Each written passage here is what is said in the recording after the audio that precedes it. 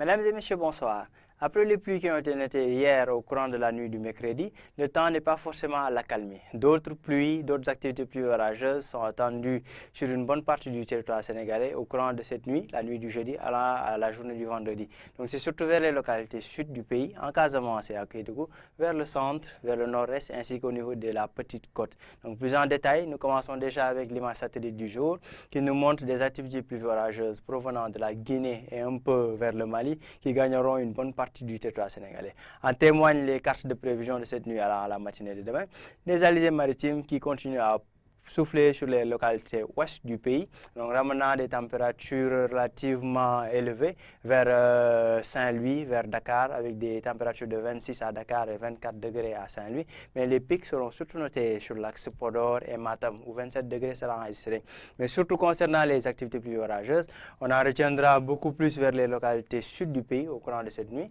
vers Ziguinchor, vers Kolda, vers Kédougou, de même que vers Tambacounda et Bakel. Au courant de cette nuit, donc surtout tardivement la nuit allant au petit matin, ces orages de pluie seront notés vers le bassin arachidier au niveau de Kaolack, Kaffrine, Fatick, Diourbel, de même qu'au niveau des côtes sénégalaises vers Dakar, Thiès et Mbour. Demain dans la journée, donc la journée du vendredi, le temps restera instable sur la quasi-totalité du territoire, surtout au courant de la nuit, où d'autres orages et pluies seront notés en Casamance vers Ziguinchor, vers Kolda, de même que vers le Sénégal oriental, à Kédougou, Tambacounda et Bakel, et gagneront progressivement donc la nuit les régions centre du pays et les régions nord, à savoir vers Kaolack, Diourbel, remontant vers le nord-est du pays, vers Podor, Linguère et Matam. Sur les côtes sénégalaises, Dakar restera sous l'emprise de ces activités pluvieuses orageuses au courant de la nuit du vendredi, et des pluies donc et orages seront attendus sur la petite côte vers Dakar et Mbour. Au courant de la journée du vendredi, les températures resteront relativement élevées, surtout dans les régions nord et nord-est du pays, où des pics de 40 degrés seront notés sur l'axe Podor et Matam. Vers les côtes sénégalaises, Dakar enregistrera une température de 31 degrés Celsius, 32 qui sera notée à Saint-Louis et Bourg, des températures de 34 voire 35 degrés qui sont notées vers les régions centre du pays. Donc, mesdames et messieurs, retenez surtout des activités plus orageuses qui resteront marquées durant la nuit du jeudi allant à la journée du vendredi sur la quasi-totalité du territoire sénégalais. Donc, nous passons à la version Wolof de ce bulletin météo. Donc, ñu ngi leen di nuyu salaamaaleykum mbokk yi téléspectateurs yi ñu ngi leen di dalal ak jàmm ci seen xibaaru météo di leen yëgal que ni taw yi gannaaw taw yu ñu nemmeeku démb ci guddi ci àllarba gi daanaka asamaan si dana instable ba léegi muy ay taw yu ñu nemmeeku ba léegi ci gox yu bëri ci réew mi ci guddik alxames gi rawatina booru bëj Saalum bi diggu réew mi ak li jëm ci penku bi ba ci petite côte bi lu ci mel ni Dakar ak Mbour loolee nag ñu ngi koy tàmbalee ci image satellite bi mais xam ne ñu ngi ciy gis ay niir yoo xam ne day jugee daanaka booru Guinée ak Mali niir yooyu nag day ànd ak taw ak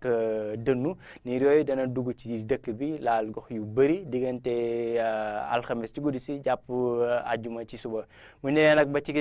carte de prévision bi dañuy gis ki ni tey su guddi jàpp suba ci suba te taw yi dinañ ko xaarandi ci gox yu bëri ci réew mi dina tàmbalee nag booru Casamance lu ci mel ni Ziguinchor ak Kolda laal li nga xam ne moo jëm ci penku réew mi lu ci mel ni Kédougou Tambacounda ak Bakel taw yooyu nag bu ñu demee ba ci xaaju guddi gi dana laal penku réew mi daanaka bëj gànnaar gi ak penku réew mi lu ci mel ni Podor jàpp Linguère ak Matam ñëw nag daanaka ci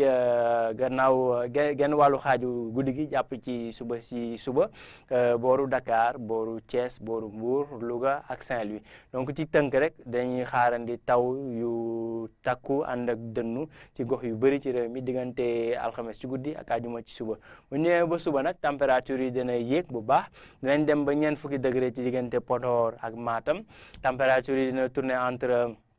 fanweeri degré ak ñeent jàpp fanweeri degré ak juróom ñett ci diggu réew mi lu ci beeri mel ni booru Diourbel ak Kaolack Fatick ak Kaffrine mu ne ba ci côte bi nag foofu température dina xaw a dal tuuti lu ci mel ni booru Dakar dinañ am fanweeri degré ak benn Mbour ak Saint-Louis dinañ am fanweeri degré ak ñaar waaye taw bi nag day wéyandi ba léegi rawatina àjjuma ci guddi dañuy xaarandi taw bi ba léegi taw yi te tàmbalee ci booru Casamance Ziguinchor ak Kolda jàpp penku réew mi lu ci mel ni Kédougou Tambacounda ak Bakel jëm nag ba ci xaaju guddi gi diggante bëj gànnaar yi penku bi ak sow bi lu ci mel ni booru Podor Linguère ak Matam ñu ngi fay xaar taw ba ci Ndar ak Louga jàpp Ndakaaru Thiès ak Mbour donc ci tënk rek ñu koy résumé ay taw la yoo xam ne ñu ngi koy xaarandi ci guddi alxames gi jàpp bëccëgu ajuma gi dana tàmbaliwaat nag ci guddi ajuma ji jàpp bëccëgu gaaw gi muy ay taw yoo xam ne ñu ngi koy xaarandi ci gox yu bëri ci réew mi taw yu ànd ak dënnu ak yenn saay ngelaw gu xaw a takku ñu ngi leen di nag mooy xibaar gi ñu leen indiloon tey ci guddi alxames bi di leen jox dig daje ba suba incha allah ci yeneen xibaar météo jërë ngeen jëf